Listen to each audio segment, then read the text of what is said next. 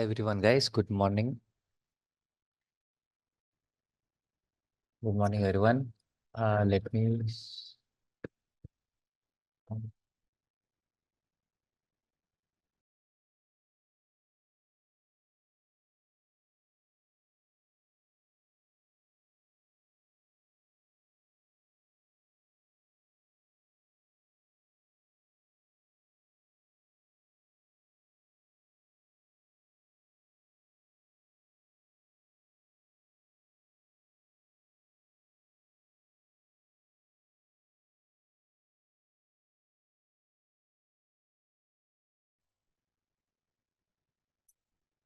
Hi everyone, guys. Good morning. Good morning. Let me start sharing my screen. One second.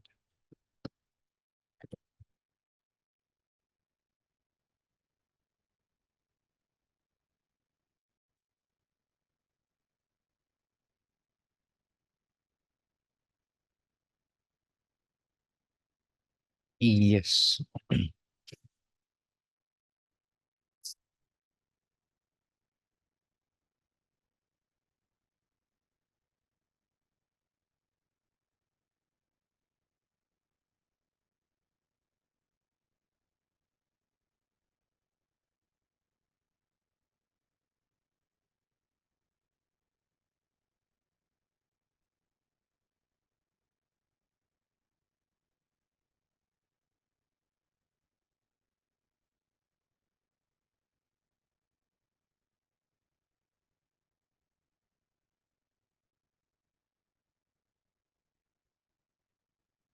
Uh, okay. So let me give a quick recap of what we have learned so far.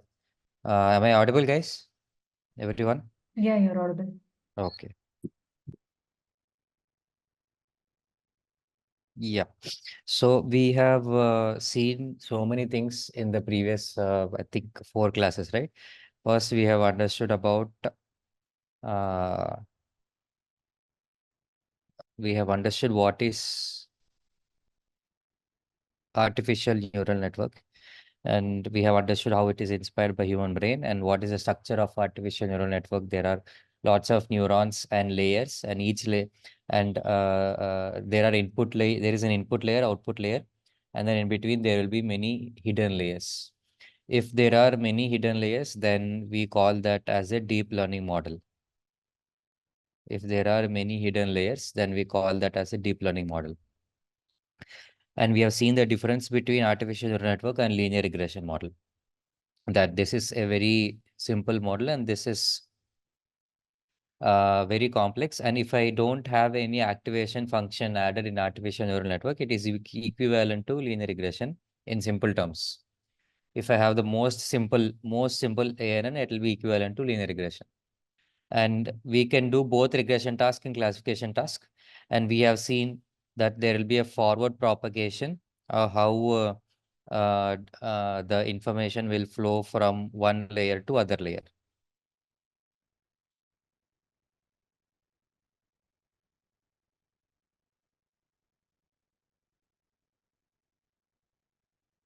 Like this information would go in the forward direction, right? And there would be weights associated for every connection, and the values in this neuron would be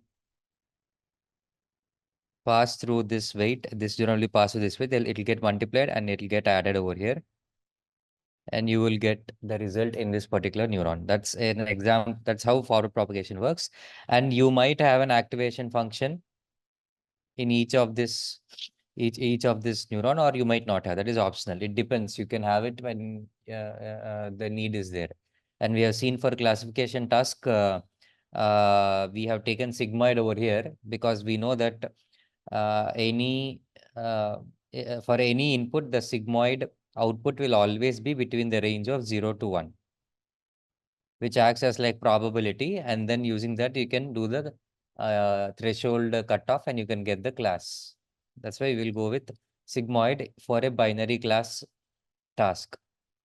If it is more than binary, then we go for something called as softmax.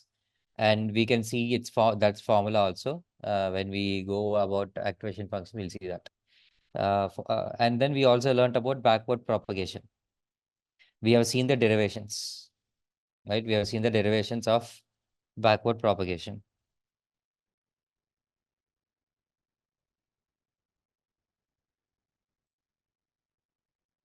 And to when we derive this, we also recap the basic one basic concept of calculus, right? Which is chain rule. And using chain rule only, we have derived everything. We have done the derivation, right? And after we construct the neural network, we have to find the dependency, how the output is changing with respect to a particular weight, right? So the output over here will change with respect to this weight, let's say. But how is it impacting? This will change this and this will change this. So that is how the output will change. And when the output will change, that is the y hat will change, then loss will change, right? Loss or the cost function L or J, you can take it whatever you want. So loss depends upon y hat depends upon mm, this neuron input, and this depends upon this W3. Like this is where how the dependency is. And when we know this, we can definitely tell what would be this one.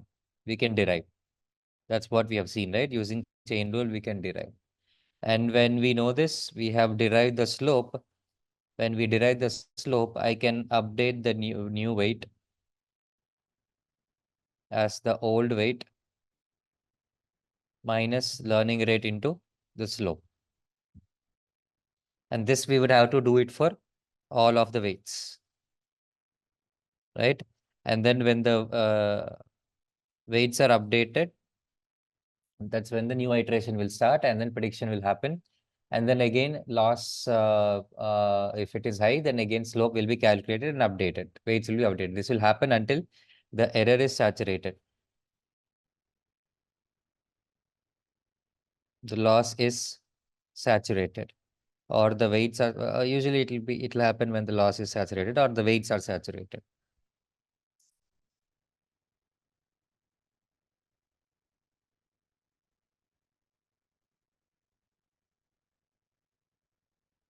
Okay. Um, let's go to this from forward and backward propagation. So has anybody tried? So I have uploaded this PDF, right, in the drive.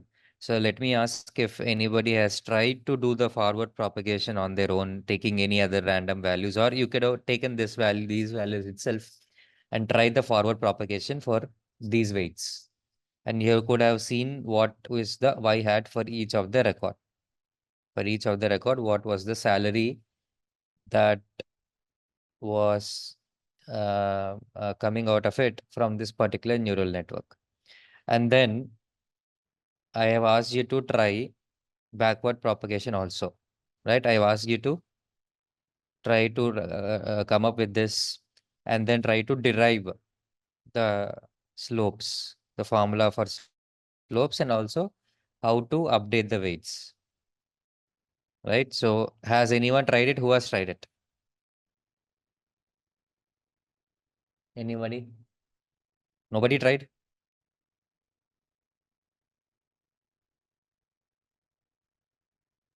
Actually, I was looking for this PPT in the drive, but I was not sure where the drive is. So I one second. Somebody has shared the drive. I think that should be a common drive, right? Okay. I don't know which batch you're from. So guys, why don't you share the Google Drive link again here one more time? Whoever has the Google Drive link, can you share? I'll just check if this file is available in that or not. I just want to verify. Okay, thank you. Um, this second deep learning. I should have, yeah, deep learning. Yeah, so it is available. So you can use this Google Drive link. In that, you can go to deep learning folder. Here you can see forward and backward propagation PDF is there, right? Here it is there. Both forward propagation example and backward propagation derivation is there. Which is very important, guys. This is like the mathematical part of the neural network, right? It right now it might seem difficult to some people, to few guys it may seem difficult, but trust me, it is very easy. It is just a school level calculus only, and this will act as a foundation for next topics like RNN or even GRU, LSTM, and then later even advanced topics in generative AI. So definitely you guys have to learn generative AI also, that is using transformers architecture models like BART, LLM models, GPT-1, Llama 1. Of course, nobody can know the complete architecture of GPT inside, but on a very high level and medium level, you can understand. You will understand that when these basics are clear, right? And we have to also learn few concepts in RNN LSTM, which are very important, like vanishing gradient descent, exploding gradient descent. Some of you might have heard about this or read somewhere in articles, right? Vanishing gradient descent, exploding gradient descent. That you will understand better when you actually, come here and relate to this, right? So if you guys have not tried, then what I will do is first at least go through this PDF once and see if it is clear, or if you are getting any doubts, right? You may get some doubts here and there. If it is clear, then fine. And then immediately try to take pen and paper without seeing, try to derive it. It'll be very easy. Without saying, try to derive it. It's a basic calculus. If you're confused with calculus, then I would suggest do some basic calculus questions like this. Here you can see, right? X plus 1 power 6. What is the partial differentiation of this with respect to x? You have to do that. Okay. And then x squared plus 5x minus 2. That's why I've written this also in the PDF. If somebody who is not clear about partial differentiation, then you can see these examples, and you can see some examples online also, and then quickly come back and then able to derive this. Okay, this one, it is very easy to write. It's very easy to write. We have discussed this, right? Anybody can definitely write this. If not, then just go back to the neural network, and then you will be able to see y hat depends upon this neuron, and this neuron y hat depends upon these weights, and then also it depends upon O11. O11 depends upon this W11, W21, and X1, X2. But X1, X2 we can't change. So that's how we can actually get other things, right? So anyway, we have seen this, so you can just check it again. Now, I want to ask one important question. Let me share the screen. Okay, before I proceed, any doubts, guys? Any doubts before I proceed?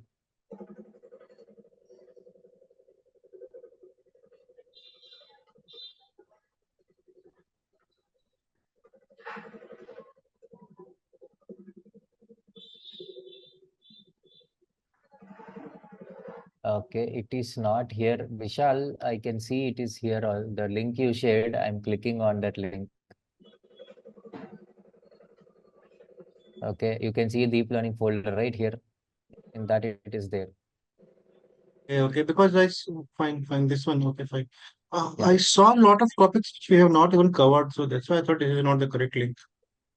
Okay. Okay. Yeah, you can see this.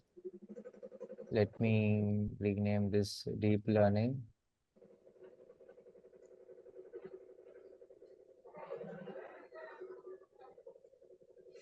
Okay, notes you can. But, you know, Hmm. so it's already got RL and all that. Have you done that? Sorry. No worries. Thanks. Yeah. Fine. So let's continue. Okay, just a few questions I want to ask. First question is, why are we doing partial differentiation? So I have the cost function, right? loss function, or then and then I have y hat and everything. Why are we doing partial differentiation? Why not complete differentiation? Because we need to find the loss with respect to that particular weight, right? So others should be treated as constant. So we go for partial Yes. differentiation. One Yes. variable Yes. at a time. Okay. Okay. Yes. So what does this mean? What does that mean in simple language? What does that mean? Only like checking with whether that particular weight is making any changes or not, keeping the other Okay. one as constant. Hmm. Okay. Okay. So right. So W naught, W1, W2, loss is over here. Right. So if W1, W naught is 3, W1 is 5, W2 is 2. Let's say point is over here. And for that, somewhere here is the loss. Okay. Now, so I can write it like this. Loss is 50 for 3 and 5 and 2. Right? Loss is 50 for W naught 3, W1 5, W2 2. This is what I get. And loss can be changed when loss will be changed when all these x1, x2, x3 or W1, W1, W3 will change, right? Because these are the variables which loss is function of. Now I want to know what is the impact of W naught change. If for 1 unit change in W naught, how much is loss changing? Right? If I keep others constant, that is nothing but the slope. How much is my loss changing with 1 unit change in W naught, small change, right? That is why we go for partial differentiation.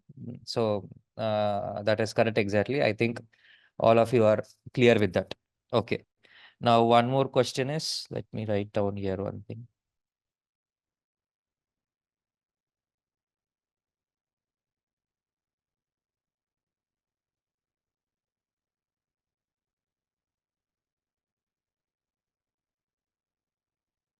Okay, so you understood why we do the partial differentiation. Let me write one more. My one more question would be, why are we doing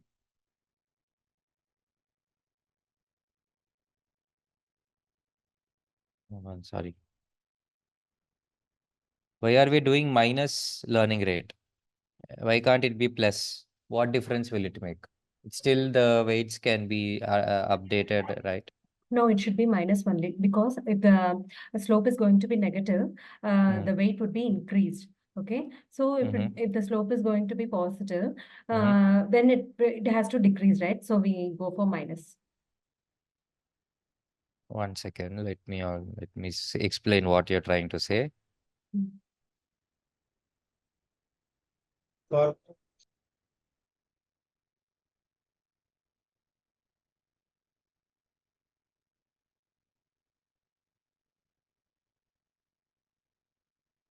So you're saying, let us say if the slope is positive. Yeah. So this is an example of slope being positive. Yes.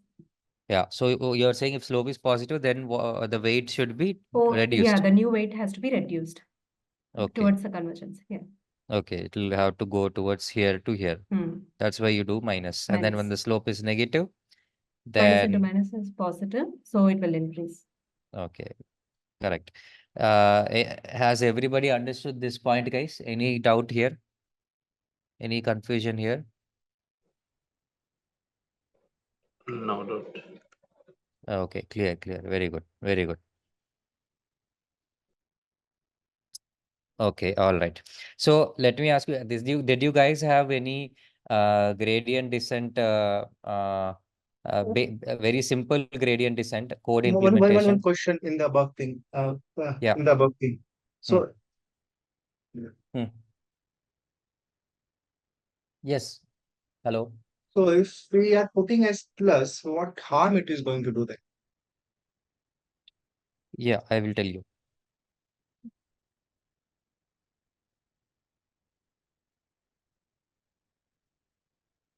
See, let us say initially I'm here at 3 and here the loss is here. Loss is over here, 500. So by looking at the diagram, can you tell which direction I have to go to find the minimum loss point in terms of W naught, which direction I have to go? If I go this Downwards. way, yeah, not downwards. I'm not talking for loss. Hmm. For loss, I have to go downwards, I know. For W naught, which direction I have to go? I can go this way or I can go this way. Only two Okay. directions I have, right? I am here currently. W naught can be more than 3 or less than 3. The new W naught, right? Yes. Yeah. So which direction should I go? Right, towards the uh, right side. Right side, yes. The reason is because, as you can see here, because a loss is going downwards and the relationship is such a way that that is what even slope also tells. Slope tells the magnitude and then also direction, right?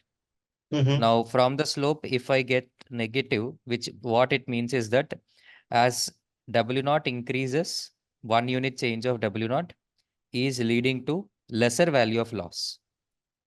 Lesser value, which means slope is getting negative. Slope will be negative. For example, here 3 and then 3.1, let us say. Here I will write 3.1, just for example, 3.1, and it would become 450. So now I know that loss with respect to W naught is negative. Let me take it as minus 50. It's small unit change, it you will get this much change. So if I take new W naught is old W naught plus learning rate into the slope, then what would happen is I would be moving this direction because I will have old as 3 plus learning rate into minus 50. Learning rate I can take 0.01 into minus 50, let's say. So this would turn out to be minus 2.5, right? So, oh, sorry, plus 2.5, plus 2.5. So instead of going in this direction, I'll be going in this direction. So the formula is not correct and appropriate to update my weight. I have successfully identified my direction anyway, I'm getting from here, right? Direction is negative, I'm getting from here. And if it is negative, which means I will be going downwards by increasing W naught, which is great. That's what I want. And now if you Okay. see this here, Mm-hmm. Okay, got it, got it. Thanks. yeah. Okay. Similarly, you can verify for the other possibility also if the slope is positive. Thanks. Okay. Yeah. Right. So I was asking, did you guys have very simple gradient descent code implementation? Yeah. You guys had in Python code implementation? Yes. Okay, okay, okay, great, great. Okay.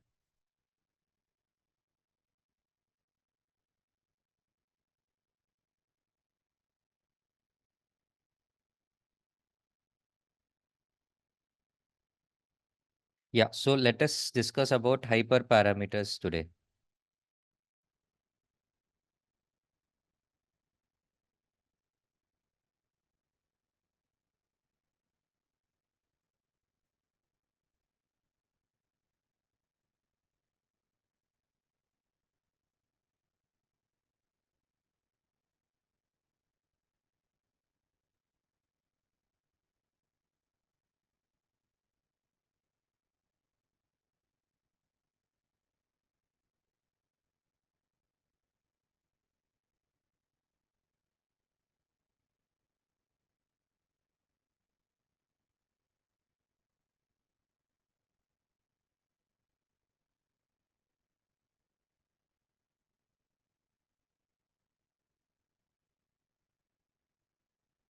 So let us see all of the hyperparameters possible for a typical artificial neural network. Right. So initially, definitely we will have all of the weights we can consider as hyperparameters.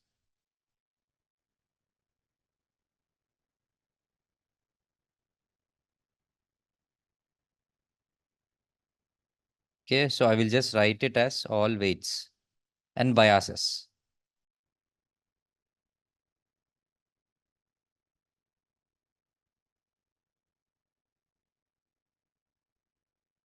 Okay.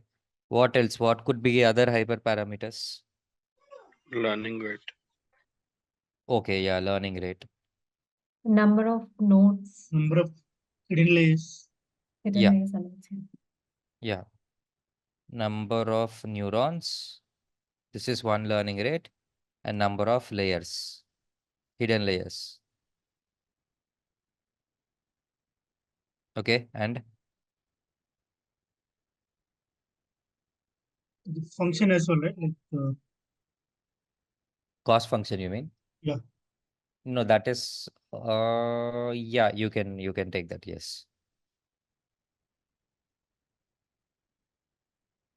Yes. And Number of iterations. number of iterations, it will stop automatically. Finally, I think you may be talking about epochs and all that. I Yeah. will add that. Yeah. Okay.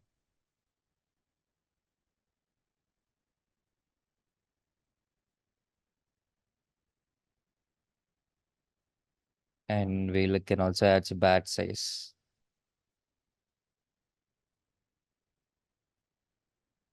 We have activation functions, very important. Yeah. That is what makes neural networks very more complex by getting the non-linearity into the place in the neural networks, right? Because of this only, the complexity increases, therefore, the model complexity increases, therefore, it's able to identify more complex patterns. When the data set is huge, when there is lot of complexity, it's not a simple data, it's the data has lot of complex patterns. Definitely we need a non-linear model, heavy non-linear complex model. In that cases only activation functions like these would be able to make the model learn the pattern completely as much accurately as possible, right? And there are many activation functions, we will see those. And then loss function is also important. There are different loss functions. Also optimization functions. So since you have spoken about loss function, I can also write optimization functions. This is extremely important. Okay. Gradient descent, we know. We also have other kinds of optimization algorithms, guys. There are varieties of gradient descent, types of gradient descent. We have stochastic gradient descent. We have mini batch gradient descent. And then we have RMS prop. Okay. We have Adam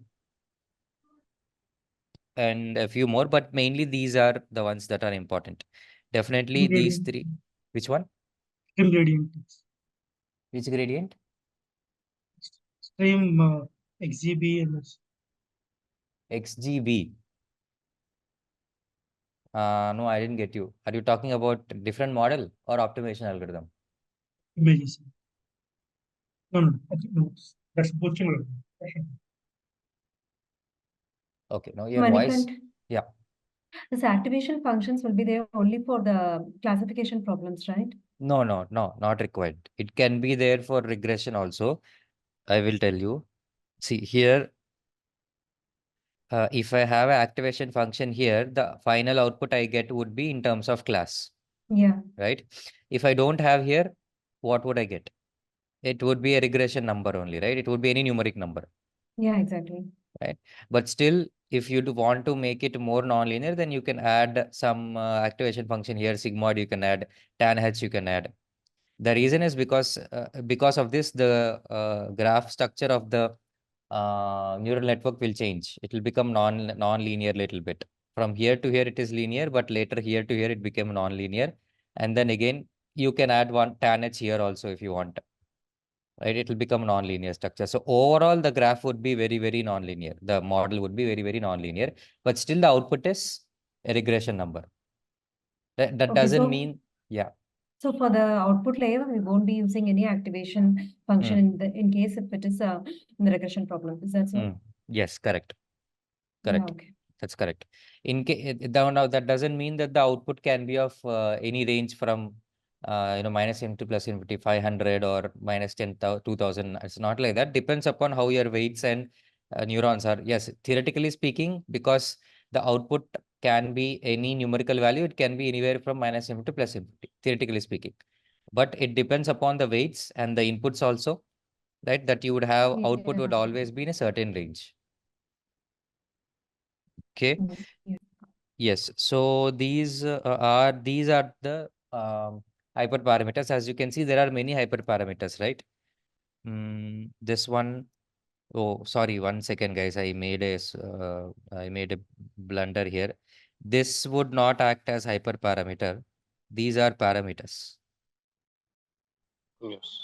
Yeah. So I hope you guys know the difference. What is the difference between those both? Anyone?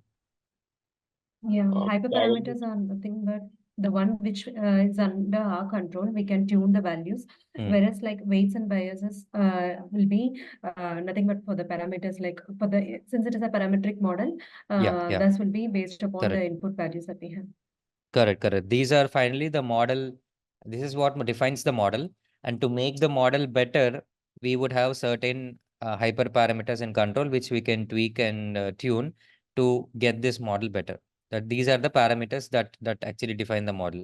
Since you mentioned correctly that it's a parametric model. Yeah. So this is fine. Now, first point, let me write it. Number of neurons. I can put this here.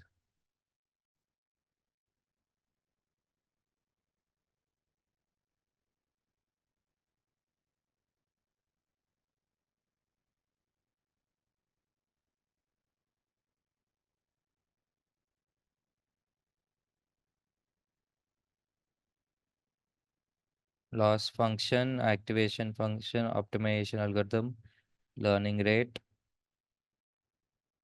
epochs, batch size. Okay. And yeah, so these will be the main important hyperparameters, and then we can see some more also. So I was saying that optimization algorithm, there are types of optimization algorithm like this: gradient descent, stochastic gradient descent, mini batch, RMS prop, Adam, and all of these. So it is important to know that all of these optimization algorithms, and why do we have these many types? Why is it required? We also have momentum Hello. based mini batch gradient descent. Like this, we have so many. So obviously, all these have come up because there are certain downsides and limitations with gradient descent and stochastic gradient descent, mini batch, or there are some downsides and limitations, and they usually will be there depending upon the type of data set. For one kind of a data set, maybe mini batch will work fine. You need not implement a complicated algorithm like Adam. But for another kind of data set where, let's say, you have speech data, audio data, where there will be a lot of signals, signal processing data like this, right? So it could be that there are multiple signals that are together uh, for a particular 15 minutes audio clip or whatever it is, and you want to classify it into something. Then in that case, maybe mini batch might be not good enough, so you might need Adam, just as an example I'm telling you. And even in complicated LLM models, people use Adam a lot. Adam and other varieties are also there. Many are there. So this is very important to know all of this, right? That is why I have made you derive the gradient descent thing also. And if you can write the code of gradient descent, that will be very good. And since it's already covered, I'll not be teaching that, but that's good. So we have to understand these things. So I want to ask, is stochastic gradient descent mini Manikant, batch, is this covered to you? Manikant, one minute. Sorry to interrupt. This gradient descent algorithm, are you asking about like the inbuilt, the predefined one, or the exact coding part you were talking about? So like building No, the yeah. own gradient descent one? No, it wasn't covered. Okay. No, I was Only the asking if, package. No. okay. Only in the package will be Huh. there, right? We used only that. Yeah. So I was asking if from scratch, No. It wasn't built from scratch. No. if you guys got to build it. Okay, no? Okay, No. no problem. That's okay. I will explain it because, um, see, you guys need to understand, if you build it from scratch, what would happen is you can understand how simple it is. It is simple, right? Anybody can write it. Right? Yes, you are using an existing library where I think sklearn, in that you can import linear regression, and from linear regression, if you do LR dot fit and then give the inputs and output, internally the linear regression model will implement the gradient descent algorithm, and you would get the weights updated, right? You will get the best model. That's okay. I am saying you can implement gradient descent on your own also. We will see that. Okay, we'll see. Let me see if today I can cover it if based on the time. 1 second. Huh. So before that, I was saying that there are these types of gradient descent. Is this covered? Stochastic mini batch. Yeah, only the concept of Okay, gradient so descent, stochastic, and mini batch. okay, this is Mini covered. batch is not covered. Yeah, Okay. So how in which topic is this covered? Because artificial neural network only in this topic this only will the come. basics. I mean, only the definitions of gradient descent. Okay. I mean, gradient descent, yeah, we know. Okay. Stochastic and mini batch. Okay. Okay. Still, let me cover this because for Maybe some Manish, guys it's I think not you covered. can cover this gradient descent and the other variants starting from the scratch, I believe, because for the few batches it's been not covered actually. Yeah, yeah, yeah. I will do that. Sure, sure, sure. No problem. Okay, let's see. I will explain with example, guys.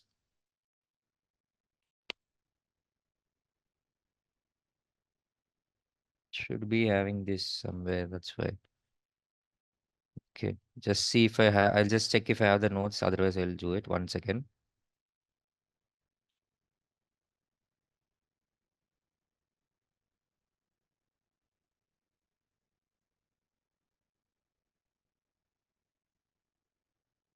Yeah.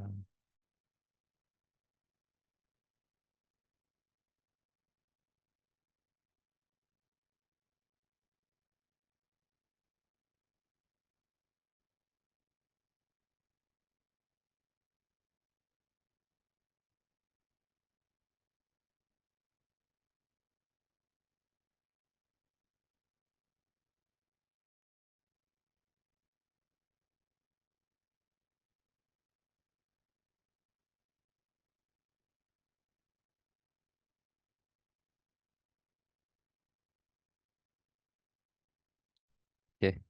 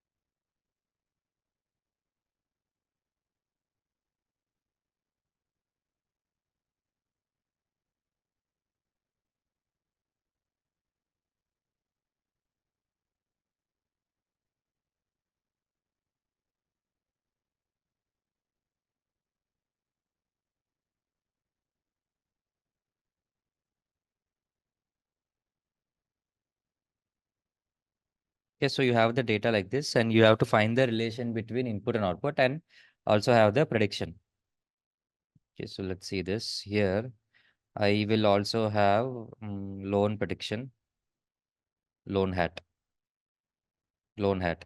Therefore, I will have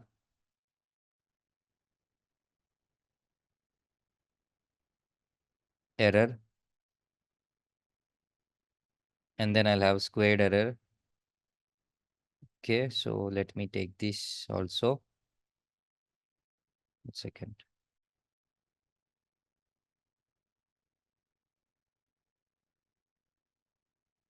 You can see if I get this as 14, for example, and assume you are predicting this in the units of lakhs itself. This I'll take it here.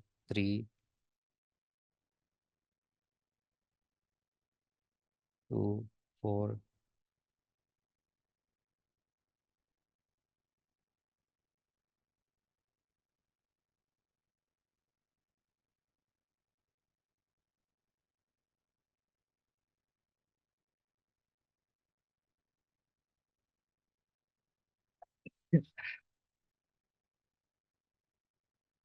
And then finally you'll have, sorry, mean square error. Okay, something like this will have 33 like this, for example, or 8. Okay, for example, I'll have this. Fine. Now assume I have so many records here. Let's say I have 10 million records.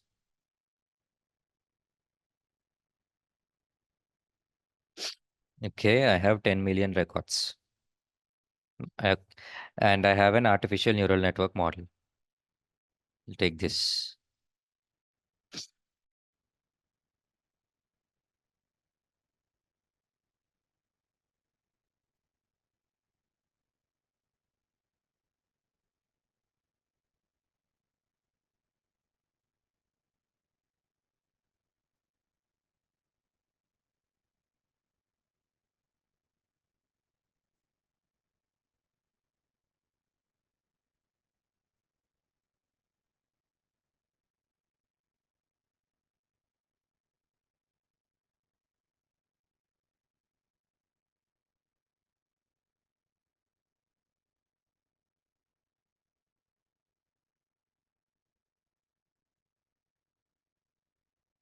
Loss is on the entire model, guys. Loss on entire data, right? You will get the loss on the entire data from the prediction of each of the record. So this is what is the basic. Now we know that the neural network model will get updated every iteration. So initially in first iteration, observe this here, first iteration, you have weights and biases, random weights, random. These are random. Okay. And in the first iteration, there will be 10 million forward propagations that will happen, isn't it? 10 million forward propagation. And then from this, you will get the loss. Yes or no? Is this clear? Yeah, clear. Right? Because there are 10 million records. Fine. Now, after this, what would happen? After this, in the first iteration, again, you would do the updating the weights.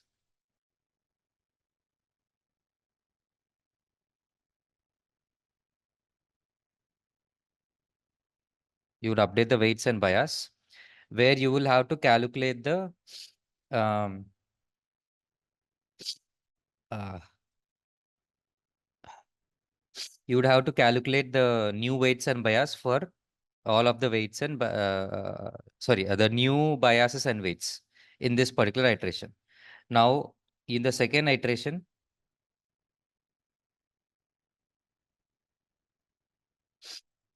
you would have this updated weights and bias, new weights and bias.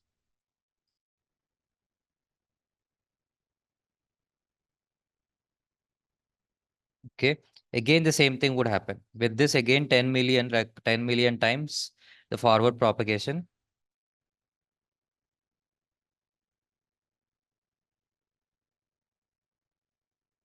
And from that, you will get the loss. And ideally, then this, if you compare this loss with this loss, which one will be smaller, iteration 2 or iteration 1? Iteration 2. Yes, yes, yes. That's why we have done the partial differentiations and updated the weight so that loss will become lesser and lesser. So like this, what will happen is, let us say over n iterations, n iterations would happen, and at this point maybe the saturation has occurred.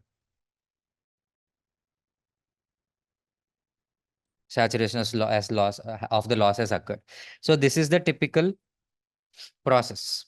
This is the same process that will happen in linear regression also. Only in linear regression we don't have the forward propagation concept and all, because it's only like one simple equation.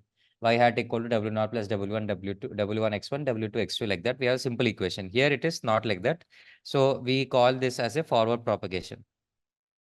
Right? That will happen for all of the records. And because of that, you get prediction and you get your loss.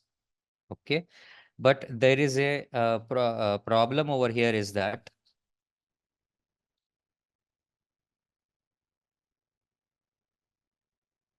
the problem is it is too slow. It is very slow, and we have so many, because we have so many calculations to do. That is why it is slow. Okay, they both are obviously related.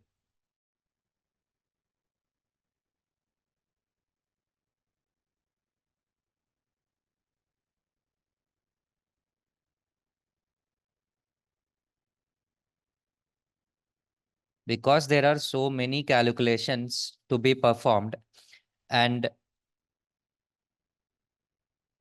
in every iteration the weights getting updated are many weights are getting updated, many biases are getting updated. So when there are so many weights and biases, it will definitely take time to get adjusted all of the weights and all of the biases. And on top of that, there are many records, many rows, that is data size is huge. And also we have many parameters to estimate.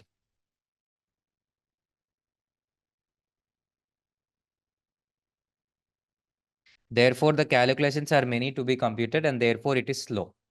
And if it is slow, then obviously it is expensive. It is expensive to build any model or to fine tune any, to train any model or build any model. So there has to be a better technique to be able to identify the best parameters in a much faster manner, not this slow. It has to be executed fast. So again, I will tell you why there are many calculations. See, in linear regression, there was only uh, 4 weights or 5 weights or whatever. Here you will have so many weights. Maybe in this architecture, I will have 30 weights and let's say 5 biases. So 35 parameters have to be estimated. So 35 times the slope will be calculated and then updated and everything. So more calculations compared to linear regression. And also in forward propagation, for every record you have to predict, right? If the record size is increasing, then obviously in forward propagation the calculations will increase. If I have 1 million records, then 1 million times calculations will be computed, right? For the random weights, this equation multiple whatever the structure will be there, we can write an equation as we have seen in the previous class. From that you will get the output. If there are 10 million records, then 10 million times this has to be computed for each iteration. 20 million each time it has to be computed. And in real life, you will definitely deal with millions of records. When you deal with millions of records and so many weights and biases, when you build a simple ANN, it might take so much time. It might take 5 minutes to run, 15 minutes to run, hours of time to run. A lot of people run in GPUs. When people deal with text data or images data, people take GPUs. CPU is not good enough at all. It is very damn slow, and the computer will be stuck. Um, and if something goes wrong, if you see an error after 10 hours of time, your entire 10 hours is gone. You have to fix the error and again rerun, and you're not sure whether that error will be repeated or not until the 10 hours again you have to wait. But when you rerun again, the 10 hours has to be completed, and only then you will get to know if the error is coming back again or not. It has successfully resolved. So obviously you have to avoid all of this. It's a huge time taking process, right? So people go for GPUs, but this is not, again, still this is not the only way. You have to come up with an efficient way to be able to increase the speed, calculate faster and cheaper. Faster, so obviously it will be cheaper. And the calculations, you can't do anything. You have to calculate all of that, right? Yeah, little bit calculations will be reduced using these approaches. But in terms of um, all the weights will be updated or not? Yes, they will be updated. All the weights will be updated. Biases will be updated, but the calculations will become lesser because the uh, uh, technique we'll be using will make sure it will be lesser calculation, therefore faster, therefore cheaper. Okay. Yeah. So we have to understand the concept of stochastic gradient descent.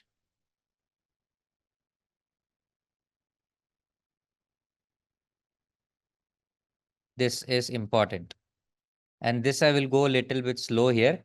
If this concept is clear, then all the further concepts will be much more easier to understand.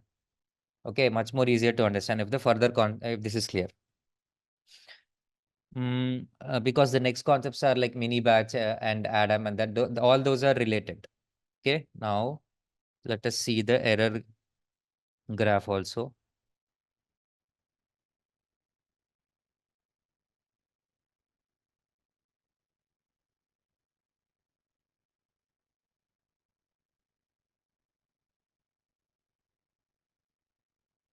Yeah, so usually weights are updated as per the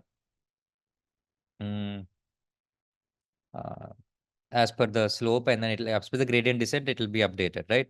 So let us say initially because of random weights, you have reached over here. This is the first random weights that has been taken, you will reach here. And as per gradient descent, you would move this way because you will see the slope and you will find out that slope is negative. So you will start moving in this direction. And over here, you will see that loss is saturated.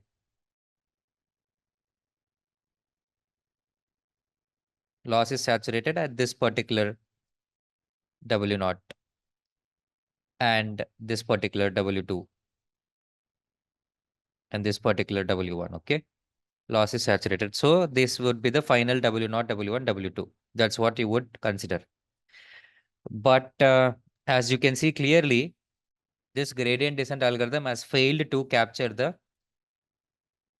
Global best. min. Yeah, failed to capture the best model, which is over here. Yes, this is also good, but loss is somewhere, let us say,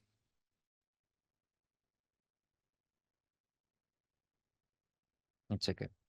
Loss is 300. And here I can tell loss is 80. And here I can tell loss is 110. Okay. So I started with random weights. And because of gradient descent, I have reached here. And also gradient descent took time, right? It is a slow process. We have reached here.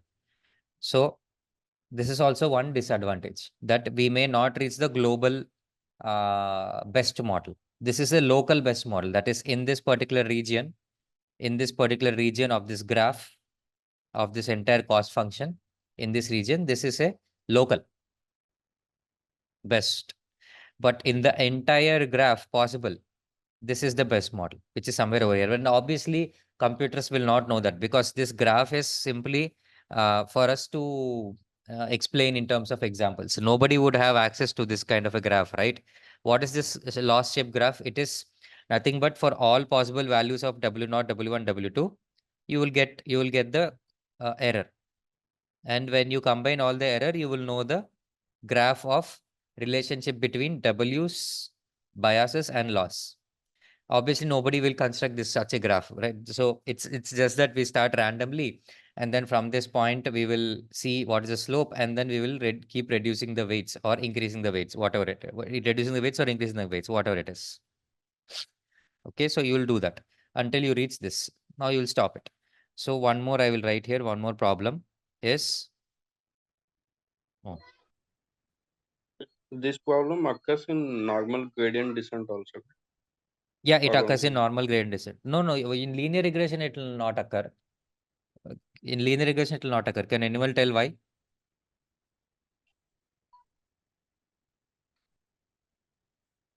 Loss is saturated.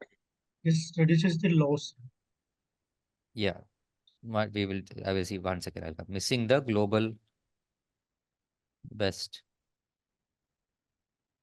model.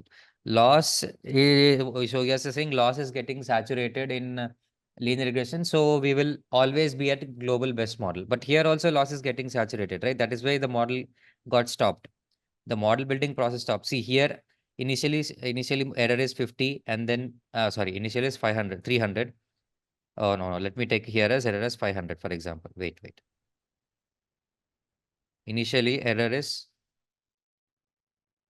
500 here. And then it became 380 and then 360 and then 330 and then like this I kept on going. And then in the next 5 iterations, it is like this: 301, 301 point, 300.5, 300.3, and then 300. That's what I got. Right. So in the previous 5 iterations, the error is same. Therefore, error or the loss is same. So it got saturated. So the model stopped, and it will get saturated because you see here, beyond this, how much ever I move, it will be here only. And then if I move more, obviously error will increase. Therefore, the algorithm will not move forward. It will not move forward. If I move forward, obviously loss will increase because it is like this, right? But I am saying in linear regression, you will always be getting the global best model. In artificial neural network, there is no guarantee. This is ANN. Wait, this is ANN cost function graph. Okay, so let us write how will the cost function of linear regression be. How will the diagram be, guys? Anyone? Normal convex shaped. Yes. So now you know the answer why you will always end up having global. See, when it is convex shaped, this is the local, this is the global, right? I don't have anything else. So when I start from here random weight, I eventually have to reach to the global. There is no other possibility. But when the graph is like this, I may start here and reach here. Okay, it is fine. I may start here and reach here. It's not that good, right? I may start here and reach here. This is the best,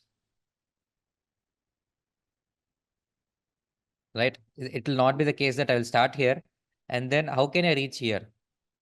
How can I reach here? I'll start here. How can I reach here? I have to go this way. But will the model gradient descent allow me to go this way? No. No, right? Because as per the gradient descent formula, slope is negative. So I will have to go this way only. And I will end up being searching in this direction. Whereas if I search in this direction, even though initially the error is increasing, if I go this way, the error increases to 600. And then later, if I go down, error reduces. But that's not possible. That will not happen. Gradient descent will not allow me to do it. Correct? So in So, linear regression, yeah. irrespective of how many weights we have, Hmm. the coefficients we have, it will have only one U-shaped curve. Right? Yes, exactly. It will be only convex always. The reason is because of the um, cost function, loss function formula, which is nothing but mean square error, right? Mean square error formula, let us write. Loss, I will write here. Mean square error, actual minus predicted whole square. This is the, once again, divided by n. So mean, first of all, I will get the error. This is error, right? Error, right? And then square, right? I'll have squared errors and then I will take divided by n. Therefore, it is mean of squared errors. Okay. Now, if you observe clearly, I will write down here. Loss is equal to this minus y hat will be w0 plus w1 x1 plus w2 x2 divided by n whole square. This is what loss looks like for linear regression. Okay. And this is similar to y equal to x square. Look at the nature of this graph. This is like y, this is like x square. Okay. So y equal to x square, we know graph is a parabola. Right? Yes. And we know that is why it is like this. And scientists have taken the loss function as mean square error only because they would end up with a convex shape. And because of that, you would always end up with a best model. There is no other possibility. One of the best model. Obviously, there are many best models here, but one of the global best model you will end up with, which is fine, which is good enough, right? So if I take any other graph which is like this, that would be not very smart because we know that computers can end up anywhere. So they wanted this shape. Therefore, they went ahead with this mean square error. Now you would say that in ANN also I have the same. In ANN also, let's write ANN. Also, the loss function Isn't it a mean square error here also? Yes, it is. But Mm. observe this. Mean square error, actual minus predicted for all the records. Yes, it is mean square error, but let us expand and see. Then we will get more clarity. Why the graph is not convex anymore. So this would be very complex, right? Let me write it for like only a small neural network. W naught plus W1 X1 plus W2 X2. This entire thing will be taken in W3 plus W4 plus W5 X1 plus W6 X2. This entire thing I will take it in W7. Okay.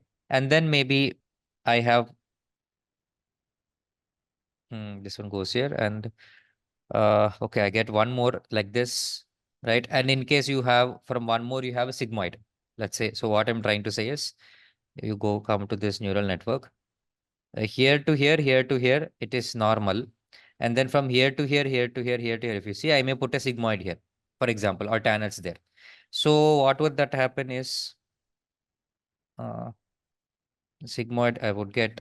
So it would be 1 by 1 plus e power minus of W8 plus W9 X1 plus W10 X2. Okay. Right. So again, 1 by 1 plus e power. So you get the idea, right? You see what happened? You get the non-linearity here. So here the MSE is not convex anymore because you have sigmoid function came and um, you have see this, the relationship is not linear anymore between weights and loss and weights and the y hat. Therefore, because of the sigmoid and tan H and everything, what would happen is there would be multiple. This could be because of the first layer, and then sigmoid because of that, and then tan H will come, and then overall somehow the cost function would become very very very complex, which would be non-convex, Okay. non-convex, and very non-linear. Obviously, it's non-linear. Obviously, non-linear, non-complex, very linear and very complex. Okay, is it clear, guys? So far, the shape Yes. of cost function for artificial neural network will be like this. It will be non-convex and very complex. Shape of the cost function shape of linear regression will be convex. So you will always end up with global best model when you perform gradient descent. And in case of ANN, when you perform gradient descent, there is no guarantee you will end with global best because you may start here and gradient descent will not allow you to go to this direction because loss is increasing, right? So it will only allow you to go to this direction and you may end up with a minimal, but it could be local minimal, which is let's say 300, which is still high error compared to what is possible, right? So in that cases, yeah, so I have written one more problem. Let me put this here 1 second. So can I say like if we don't apply the activation function, then this ANN also will have only one convex? No, no, no. It will still be non-linear because we have many components connecting together. It is not only one particular equation like this. You have this and this and this connecting together completely. So it will be very complex. It will not be simple like this. Okay. Okay. Yeah. So I am saying that these are the problems that it is slow. Okay. 1 second. That it is slow and it misses the global best model. Okay. Problems with gradient descent and having too many parameters, too many rows.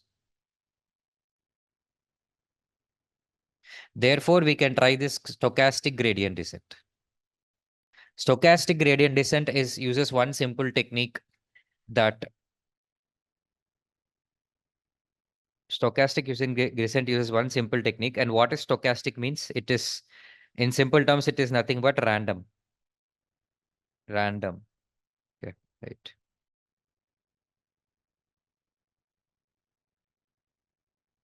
Stochastic means randomly going here and there.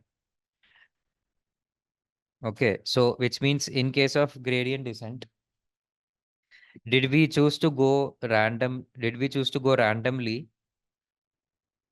to reach to the best model? No. No, yeah, exactly. We were going one by one as per the gradient descent. We used to calculate the slope, and as per the slope, we used to update the weights and go in a systematic manner. Right? But here stochastic means random, which means you'll start here and then you'll come here and then you'll come here and then you'll go here somewhere. You'll keep searching everywhere randomly without being in a systematic approach. But that also won't guarantee that you will find the best model, right? Because it's like shooting arrows in the dark. So you will never know whether you will hit the target or not. Randomness. So you just do everything blindly, right? So that's not what we will do here. When I say stochastic, it's not that we are doing random search every time. We are doing stochastic gradient descent, which means we will keep updating as per gradient descent, but sometimes we will suddenly go random. And then we'll keep updating, and sometimes we'll suddenly go random. Okay. So what this happens is theoretically, let us understand theoretically first. So stochastic gradient descent, initially weights are getting updated. Suddenly it will take a random jump to here. And then it'll keep updating. And then again, suddenly it will take a random jump to here. And then it'll keep updating. And then you will reach here. And then you will reach you'll reach saturation. So you have reached a better model. This is a model. This point is a model with certain weights, with a certain loss. Right? But this is a local best model. But because of incorporating randomness and not doing the simple gradient descent, you moved from here to here and then here to here. And then finally here saturation you settle to this model, which is much, much better than this model with 300 as the error. This is much better. So that is the idea of stochastic gradient descent.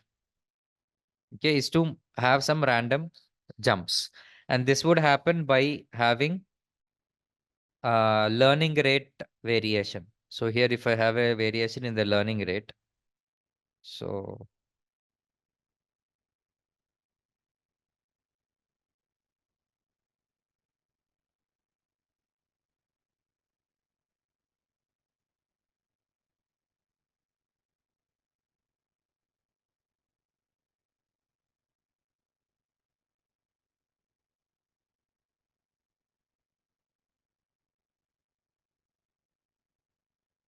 okay, so if the learning rate is 0.000001, what would happen?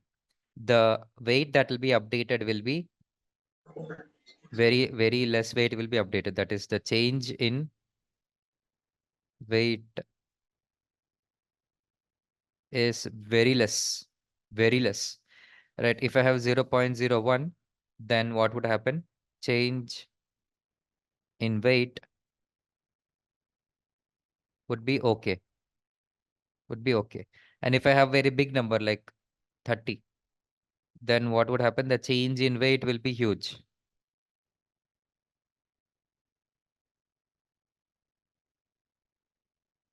Will be huge, right? For example, I have 3 minus 0.01 into 10. So initial weight is 3, and then after that it will be 2.9. So this is an example of decent change. And now 3 minus 0.00000001 into 10. Question is the slope. So it will be 2.999999999. So it is no much change from the previous. This is okay. This is very less change. This is okay change. And if I have 3 minus 30 into 10, this is going somewhere, right? Which is like minus 297. What the hell is this, right? Change. So obviously you should not take too big. You should not take too small. If you take too small, what will happen is you take too small, what will happen is you will move very, very slowly, very, very slowly and reach to the best model. There is no scope of jumping towards here and there, right? If you take learning rate as too small, you saw here, right? When the learning rate is too small, as you can see, initially it was 3, and then, initially it was 3, and then it is 2.99999. So it's a very small movement from here to here, like very small, and then here to here, very small. There is no scope of jumping here to here because it is very small. Now, if I take a very big, this one, learning rate, you see a big change, right? So initially it was in 3, it was 3. Because my learning rate is big, it became to minus 297. So because of that, somewhere I came here, or maybe I came here, right? There was a big jump. So this is 3 plus 3, and then from here to here I came here because this is where minus 297 is. So I jump from here to here. But again, in the next iteration also jump will be high. So again, here to here I will go again. Because the updation of weight is big, because learning rate is very big. So again, I'll go from here to, so there is no way I'm settling anywhere and then trying to see if this is the best area or the best thing. So this will not be a good approach either, right? But if you take a decent learning rate, then also it will still be stuck in this particular local region. So you should have somewhere in between this, let us say a learning rate of, let's say 0.5 maybe. Okay, 0.5. This learning rate would actually have a some random impact.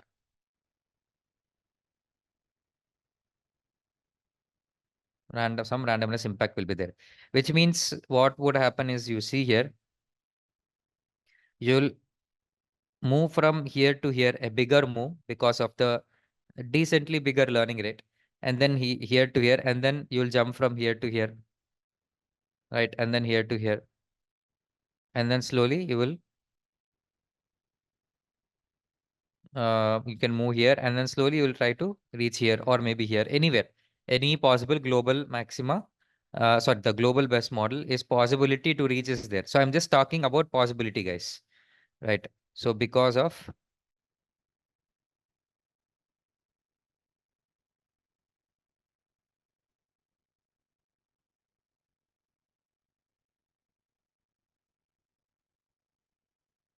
possibility to find best model would increase. Okay, pause. I'm just talking about the possibility. There is no guarantee. Nobody can guarantee that you would find the best model, because it is all uh, searching process, right? And nobody knows how the complete the graph is. Okay, so any doubts here? Any questions so far?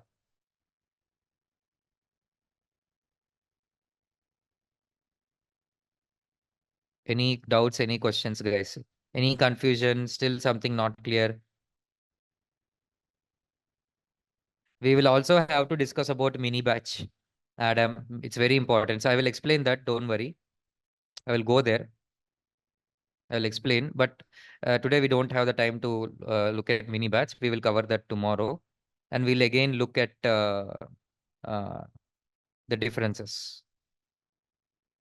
At least did you guys understood the problems of gradient descent, simple vanilla gradient descent with artificial neural network? Yeah. Yes, Yes. it's Okay. clear. Hmm.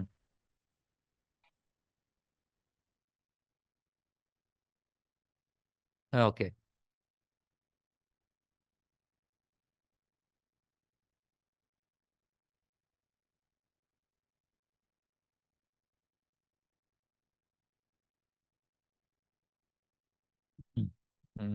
Just a second.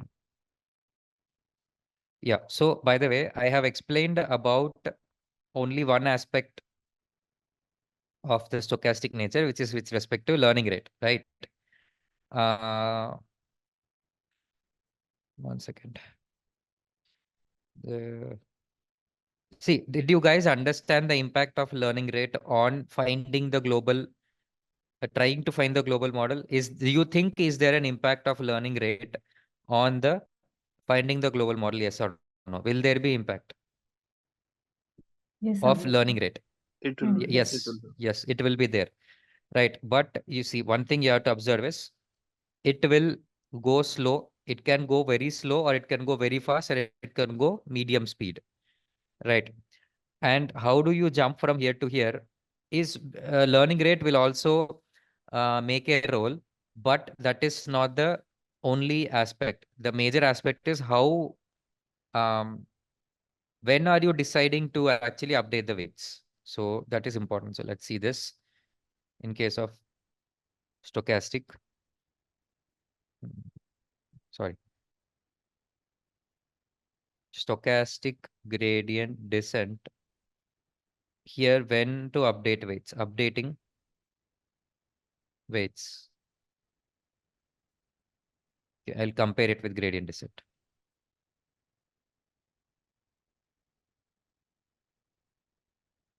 Right. So obviously we know that after every iteration, we will update the weights, isn't it? After every iteration. So I'll just write here every iteration. Okay, great. But over here, we would update after every record. After every record. That is how you would get the stochastic nature in place. And you need to understand this. And this should be covered to you, right?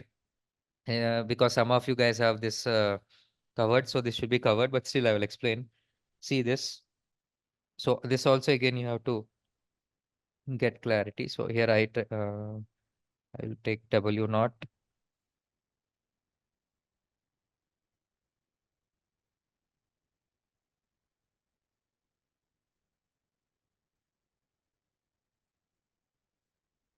Okay.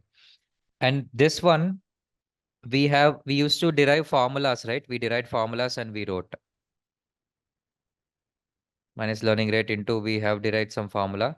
It is -2 into actual minus predicted holds. Oh, sorry.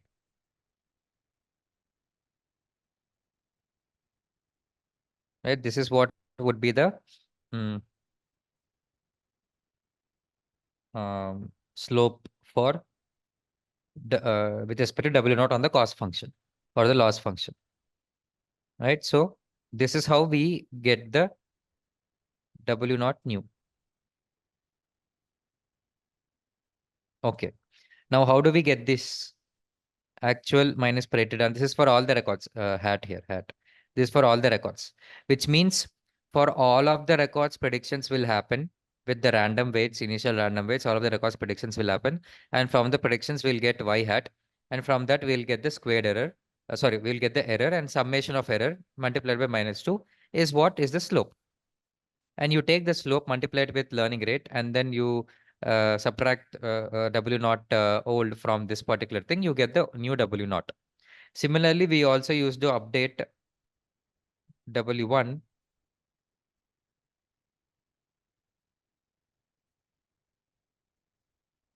and the formula was something like this, right? For W1, what is the associated, what is the associated parameter? It is X1.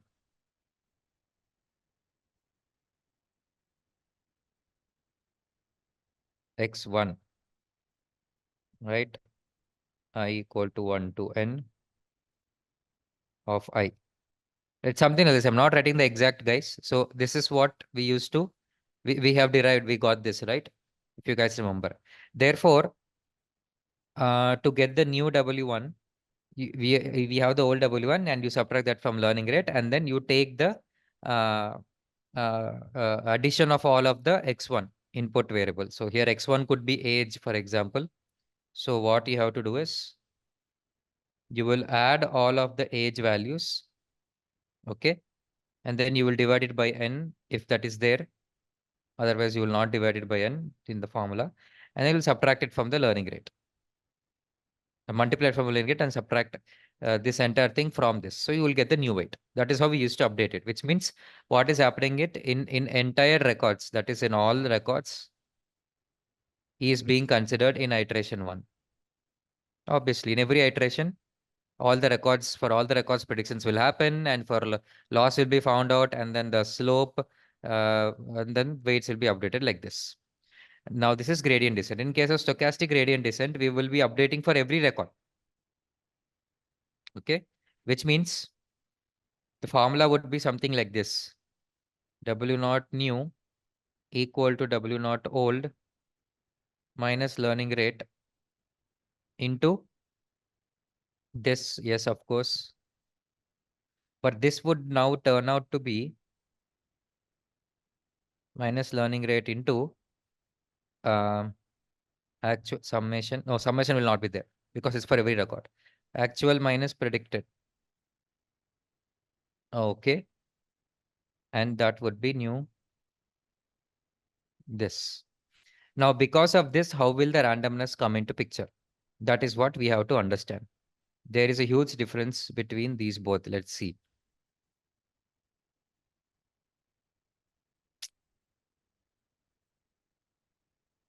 I know it's almost 10 a.m. guys. Just give me 2 more minutes. I will finish this.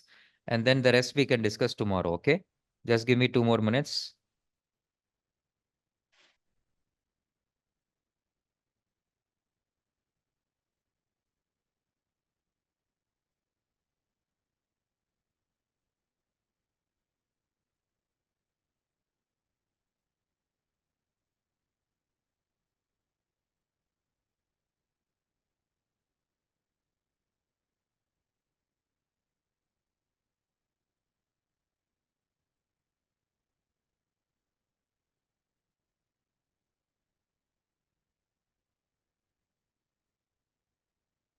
Okay.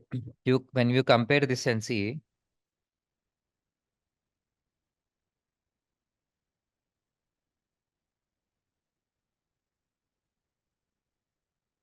when you compare this, you can see that, see which one will be, um, so which value could be a smaller value, either this one or this one. Just think about it. This is for individual record. This is for entire data set. Okay. Individual record. Okay. So I got one answer that this could be a smaller value, right? Compared to this. What about any other answer? Anyone else?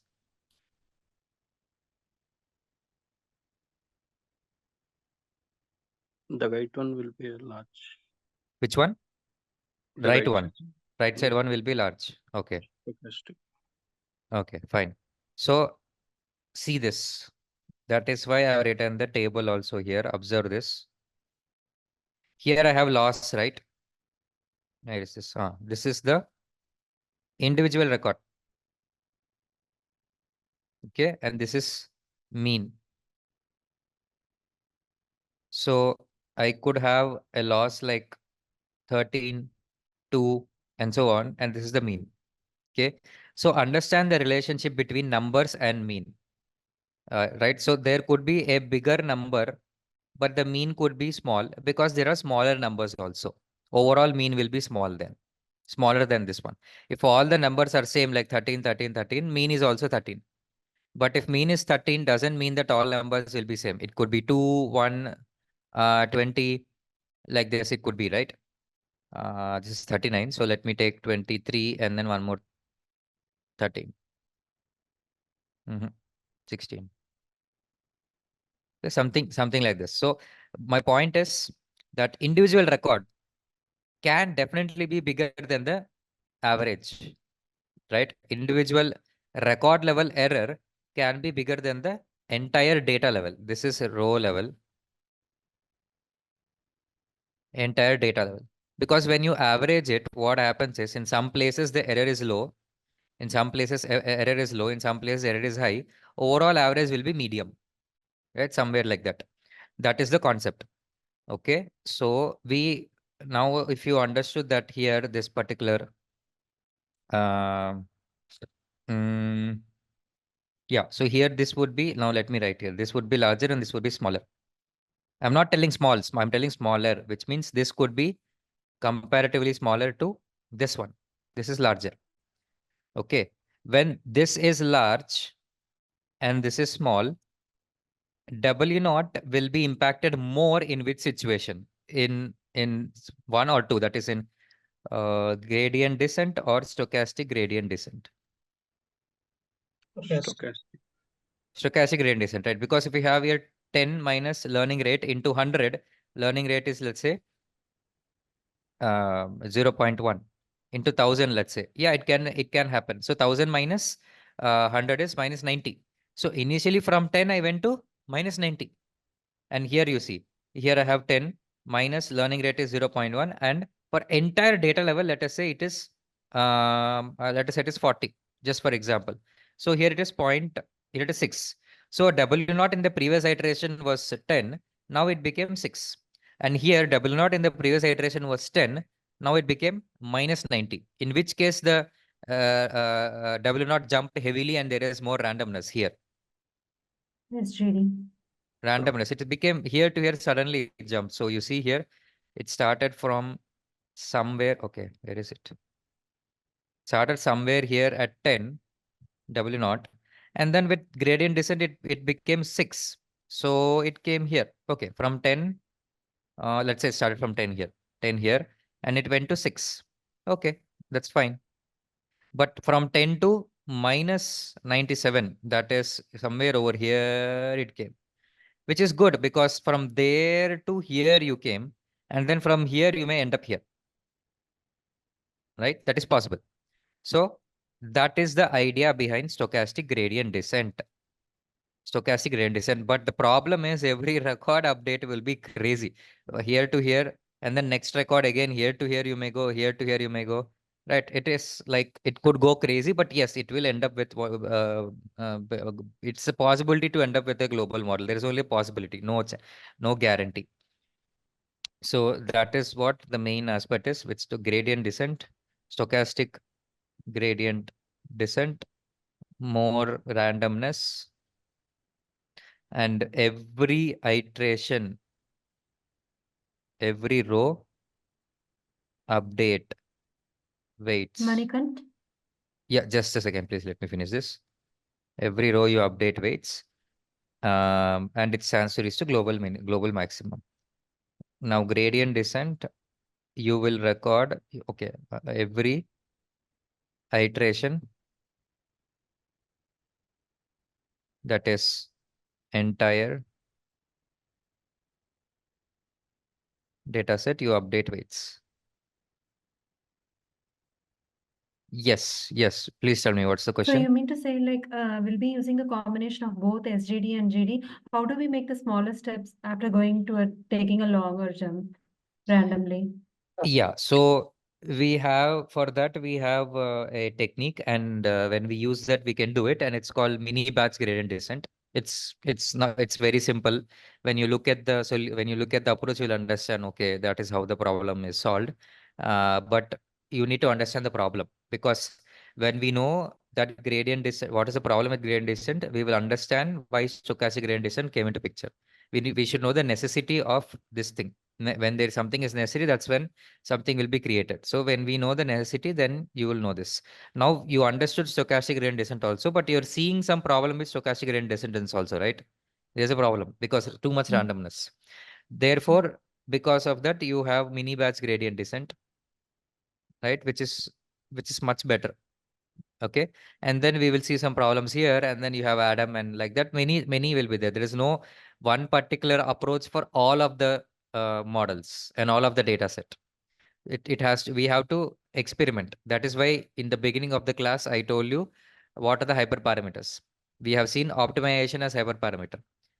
I could use this one, I could use this one, I could use this one, I could use anything. That I have to experiment, which I will get to know based on the data that I'm dealing with. Okay, so yes, so let's come back here. So here so you tell me in which cases the calculations are more.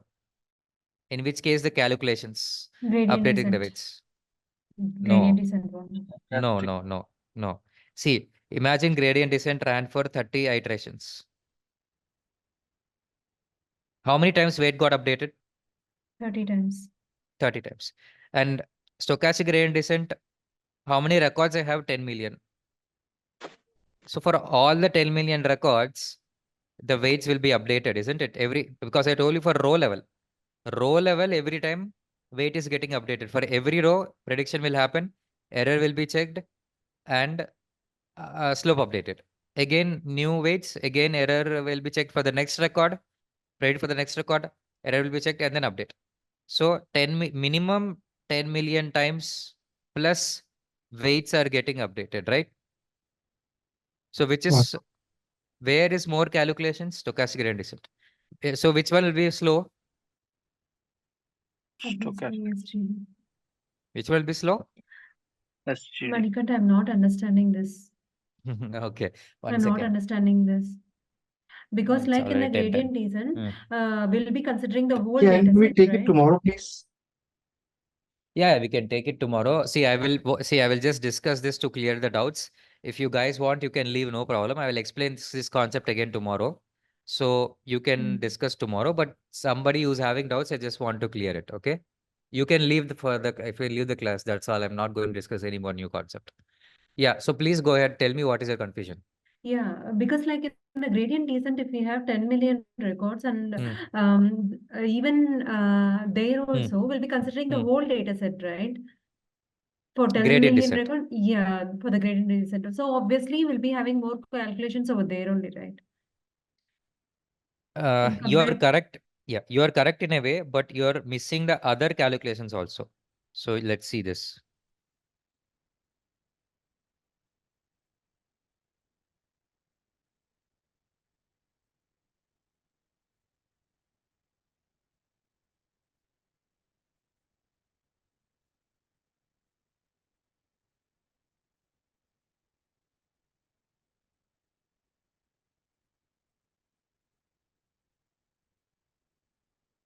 Hmm. Yeah, so let's write it. I'll just write. So I'll not complicate too much. I will just write updating weights.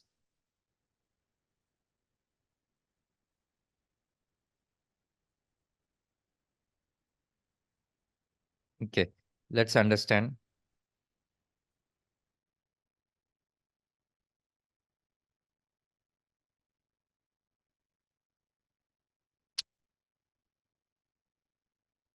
Just a second.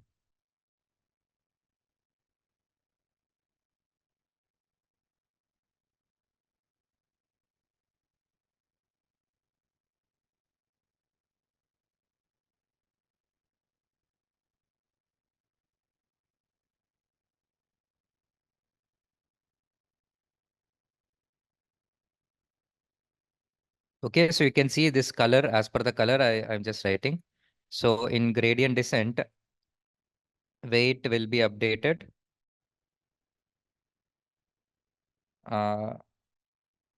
Using that formula, right? So you have to predict for all of the records.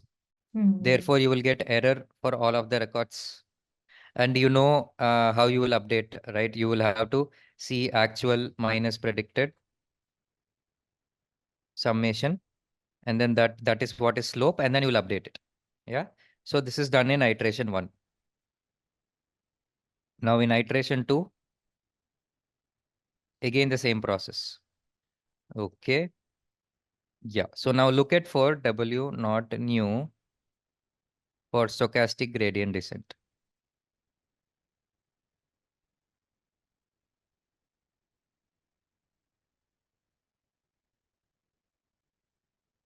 This is actual minus predicted hat.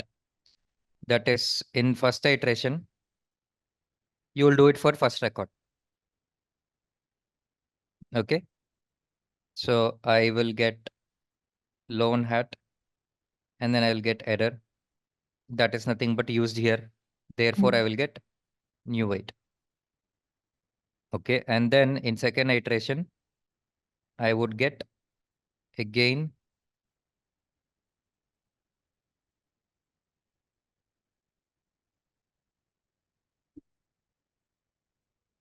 okay. Right. So this one, you know already, this is nothing but y hat, y minus y hat, right? And this one, how are you getting? Again, you have to predict here using the new weight, right? This weight, the weight got updated and that weight you will take. And it's not for just for W0, W1, W2 and bias like this, so many weights will be there, which got updated in iteration 1. In iteration 1, you may start with random. And then in iteration 1, just by looking at one record, you updated all of the weights and biases. And in iteration 2, you have new weights and new biases. Now, again, you will have to update them, and you're updating them by looking at the second record only. You will get this error and you will update. Like this, how many times the iteration will run? At least how many our records are there, right? Because for every Yeah. record, prediction should happen. For every record, prediction should happen, right? Therefore, at least 1 million times, but the model might not stop. If there are 1 million rows, 1 million iterations. But there is no guarantee in 1 million iterations you will find best model. Again, you might have to repeat again. Again, begin from first record. You do that until weights are saturated or loss is saturated. So you see here also, you see, you're thinking that here I am calculating, I'm doing the predictions for all of the records and I'm calculating the mean and I'm updating the weights here also. So you're seeing that there are so many calculations I'm doing. Okay. But your weight is getting updated how many times? This is on the entire data level. In iteration 1, weight got updated by looking at the entire data level. Mean squared error or squared error of the entire data. That's why you have sigma here, sigma. Here there is no sigma. No sigma. It's only for single record. So there could be only 30 to 50 iterations, for example, that would happen, and every iteration, entire data is being considered. Therefore, the number of times weights will be updated will be 30 to 50 times or 100 times, whatever. But here, the number of times weights will be updated and predictions happening. Predictions are happening here for 1 million times, yes. But also weights is getting updated every time, right? So updating weights and then again predicting is definitely a time-taking process. Therefore, these many times the model is getting run. Therefore, this will be slower. Okay. Okay, but that's okay. Even if it's slow, that's okay because we will be reaching towards the best model, global model because of the randomness. And tomorrow we will see mini batch and we will understand how the best of both can be taken and we can reach to the global model with higher probability. Okay, so that's all for today's class, guys. Any other questions or doubts? Yeah, Manikan. Yeah, One, yeah. like in this stock SGD, like we will predict for every row, right? Yes. So for one row, the weights will be saturated. Okay, and in the second row, for the same weights, the error might be high, and Yes. again those weights will be changed. Yes. So like that, when I come to 10th row, the weight will again be changed with respect Yes. to first row. Yes. So this new weights, with the new weights, the first row calculation will again get hampered, right? Means the error might No. become high. Are you imagining that there are only 10 rows, that after first 10 you are going back to first row again? Is that what you're saying? Yes.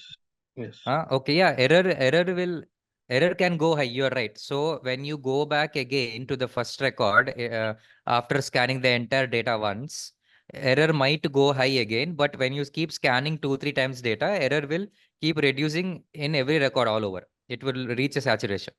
But initially it will keep jumping. Error can go high, can go less, whatever. That is what I told you, right? That's why I asked you the mean of the error will be low or single error will be low. We understood mean of all the error will be low. A single error can always be higher, larger. So suddenly for a 10th record or 7th record, error can be very high, such that weights are updated randomly. And for the next records also, error become very high. That can happen. It will happen. It's a process to search in other space, and in other space, other local space, error may be high. That's okay, but only if you go there you will know. When you went there, you know error is high. Therefore updating also will be again, when error is high, obviously again the update will be high. The weights also will be updated again randomly, and it will keep happening overall. After 2-3 data scans or whatever, it will reach to a it will settle towards a range of error, and it will reach to saturation. Is that clear? Yes. Yeah. So see, this is all you have to imagine and think through. That is all how this is called data science thought process. You have to think like a data scientist. You have to do all of this thinking. Okay, constantly keep thinking like this. Okay. Yeah. Okay, fine, guys. All right. I'll see you in the next class then tomorrow. Thank you, guys. Bye, everyone. Bye, guys.